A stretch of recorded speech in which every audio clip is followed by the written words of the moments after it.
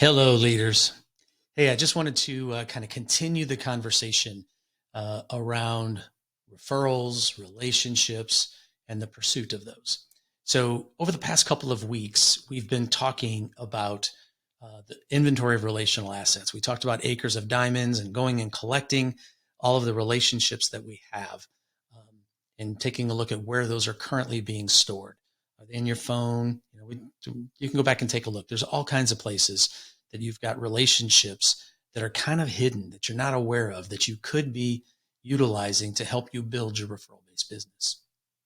So we talked about that. That's the collection side. Last week, we talked about organizing them in one place. We kind of gave you a framework to organize them in one place. Again, go back, take a look at last week's newsletter, search your inbox for that, and take a look and make sure that you've got how to organize the relationships so that you're maximizing the opportunities with each one of those relationships. Today, though, is probably my favorite topic. When I work with clients through our RPT program, Referral Partner Transformation Program, this is one of my favorites because this really gets clarity. A lot of people just suddenly see the opportunity or see the challenge that their database is presenting.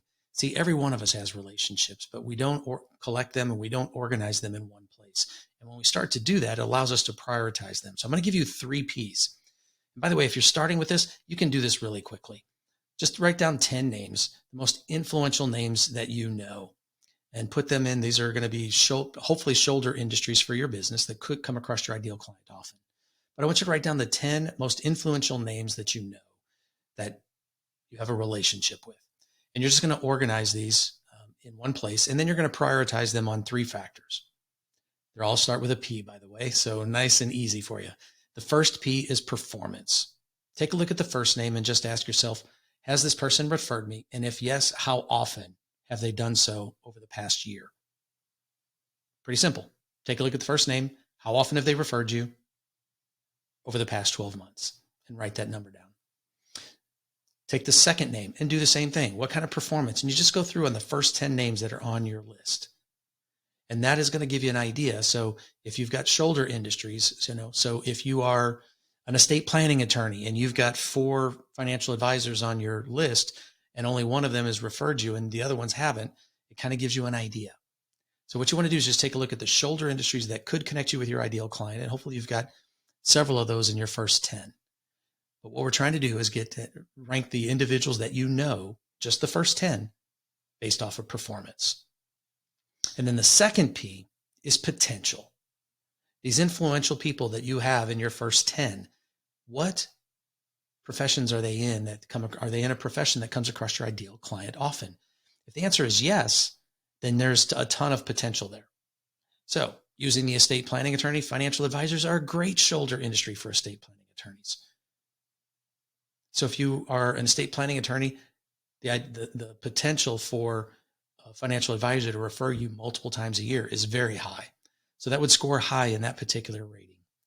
So that's an example of how to rate it on performance. Now, by the way, if you're an estate planning attorney and you've got a librarian that is on your list, chances are they're probably not going to come across your ideal client very often. So they'll score low there. So that's the second P. So the first one, again, was performance. The second was potential. How often do they come across your ideal client? Because that tells you what the potential is of the relationships to refer you on a consistent basis, because that's what we're looking for. We're looking for repetitive referrals that happen perpetually. So the third P is probability.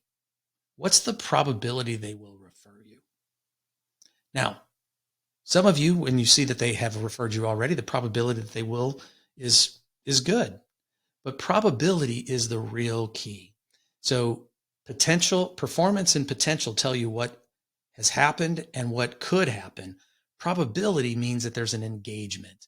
And that's what we'll talk about a little bit next week. There's a qualification process that we'll go through to help you understand how to qualify your referral partners. And it's really through a very simple process.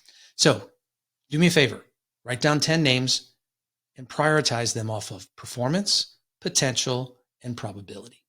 And I look forward to seeing you next week. Thanks so much.